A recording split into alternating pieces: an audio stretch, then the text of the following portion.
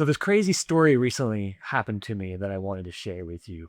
And basically, after a year of working fervently on a project, it went sideways. And at the age of 40, 41, I found myself with nothing in a country I didn't want to live in a dark room in the middle of winter. It was dark, cold. The house wasn't even heated.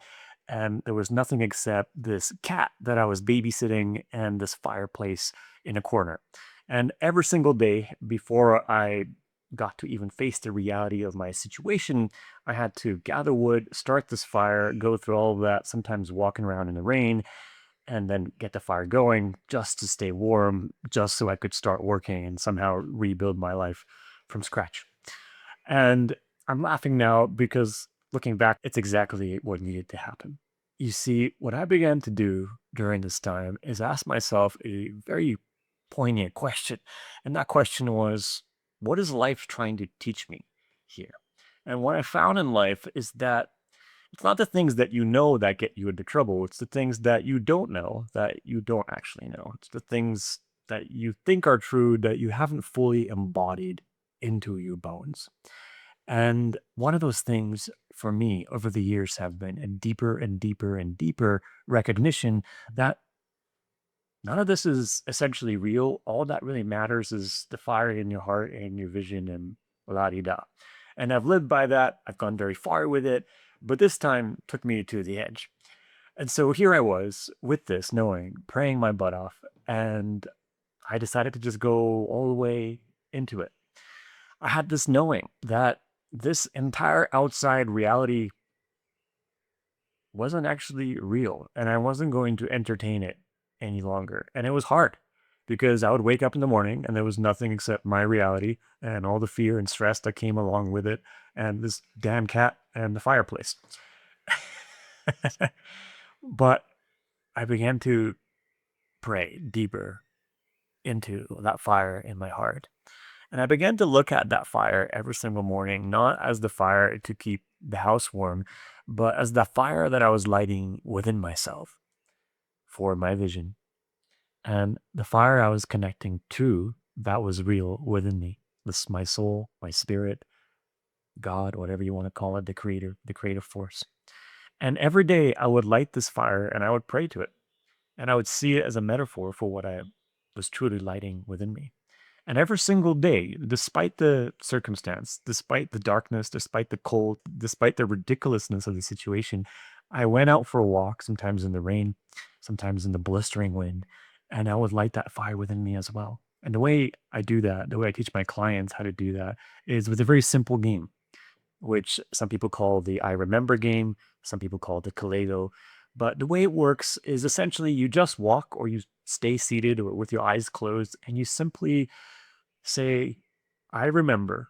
And then you pretend that you are yourself 6 months or 12 months in the future, and you're looking back at this moment and you're recounting every single crazy, amazing thing that has happened for you. For example, I remember there I was, and then I just simply got to work and I focused, and amazing things happened, and I got tremendous clarity, and so called me, and then I got this client and that client, and incredible things unfolded, and I felt even more grateful. I started to walk differently, breathe differently, and then this thing happened and I went to that concert and I connected with this person and so on and so forth. And you do that nonstop for about 5 to 10 minutes and delude your brain into believing that all that is real.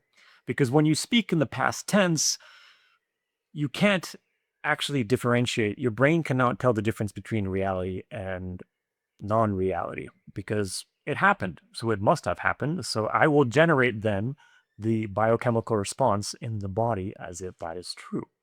That's what happens in the body. Try this by yourself. I'll make a separate video showing how to do it. But if you just do that for 5 to 10 minutes, watch what happens in your body. It's a powerful tool. It is fun to do at first, but difficult to do every single day, especially when you wake up and your nervous system is taking a shit on you. If you have a wave of depression, of anger, of rage, of closeness, which are essentially the chess pieces, the very nuts and bolts of the things that your own resistance and your own sabotage always wages against you. Those are the forces so many of us collide with that simply stop us. And I found myself like that many, many times during this time. I would wake up, I would feel horrible, but there I was, devoted to ignoring the circumstance, starting that fire, going for my walk, and connecting to the vision. And during this time, I made some incredible content that spoke to this. It began to occur to me more and more that the more we pay attention to this outside reality, the more it owns you, the more it becomes your God. The more you pay attention only to that fire and to what is within you, the more the outer reality actually starts to bend towards that inner fire. And what I found happening very, very quickly, perhaps because I'm just used to it or because of how devout I was to it, I don't know, but reality began to bend to that inner fire that I was lighting within me. Circumstances began to shift. It's as if something just picked me up and took me to an entirely different place in my life, an invisible force. And here I am right now living in one of the most beautiful places in the world, in one of the most beautiful homes I've ever lived in a situation that is better than I've ever experienced in my entire life. And I'm talking to you about it. And I remember a few months ago talking about this as I was deluding myself in my brain into it. And so there's a lot of things to unpack here.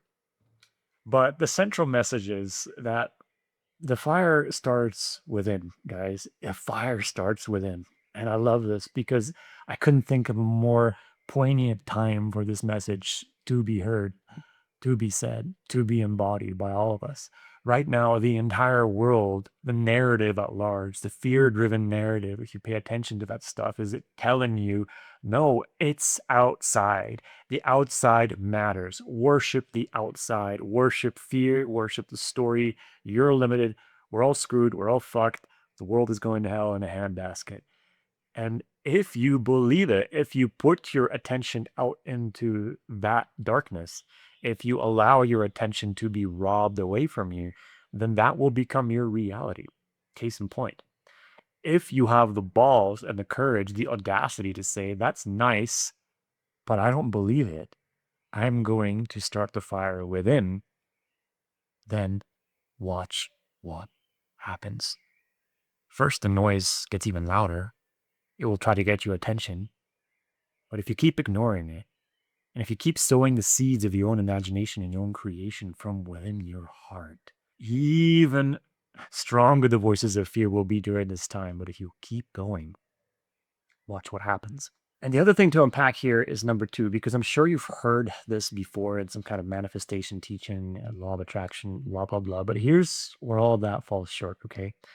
I have spoken to so many people, even in my own profession, coaches, leaders who fall in hard times, or aspirational coaches, leaders, people who really want to carry the fire in this world, to inspire others, to hold others, and they fall flat on their face when they are tested with this exact test. See, any fool can embark on this and tout the truth of like, yeah, just focus on what you want and you will create your own reality.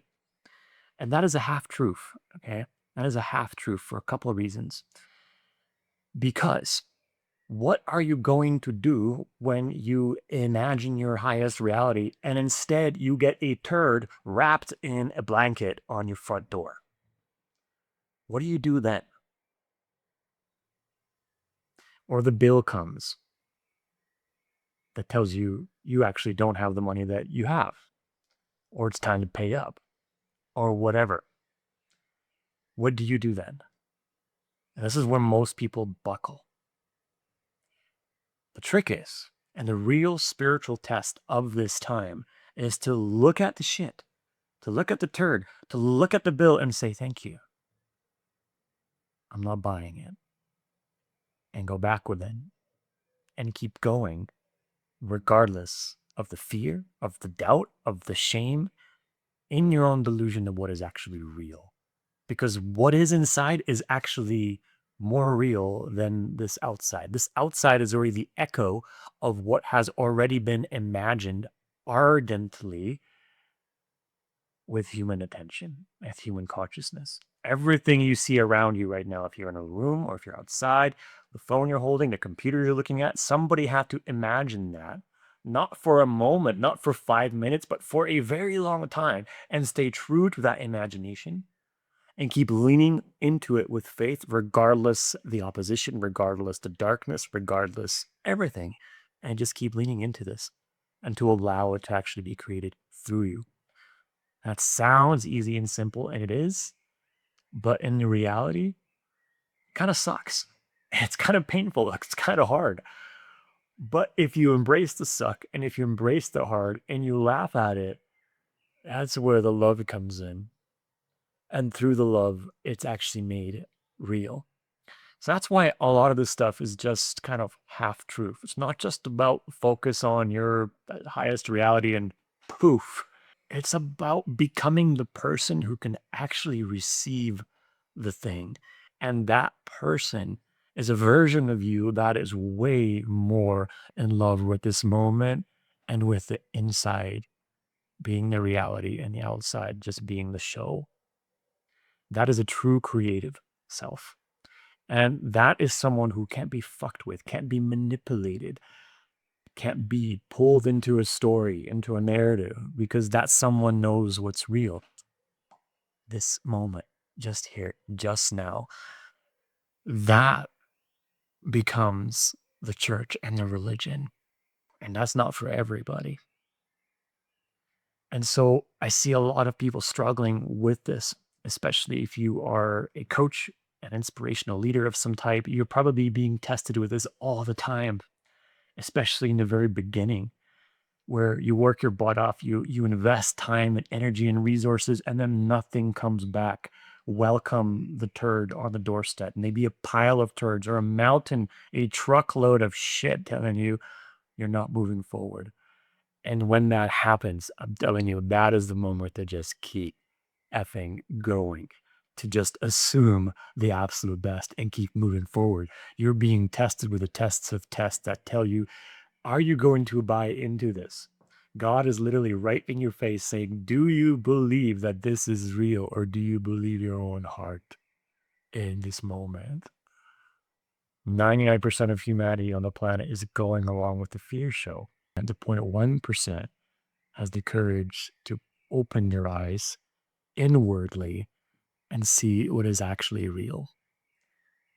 And holy crap, is that powerful and beautiful and amazing and necessary. And there's no one who's going to light that fire within you for you. That's the main thing I realized. No one is coming to save you. Up until this moment in my life, there was a little part in me, ever so small, that believed that somehow it was going to come from the outside. That somehow someone else is going to come and say, you know what, you've had enough turds. I'm going to remove them from your doorstep.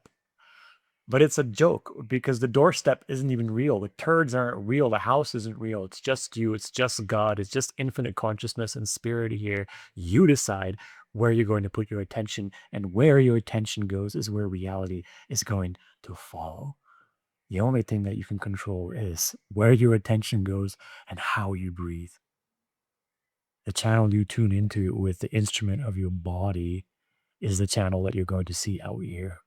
And you can tune that instrument into the highest reality.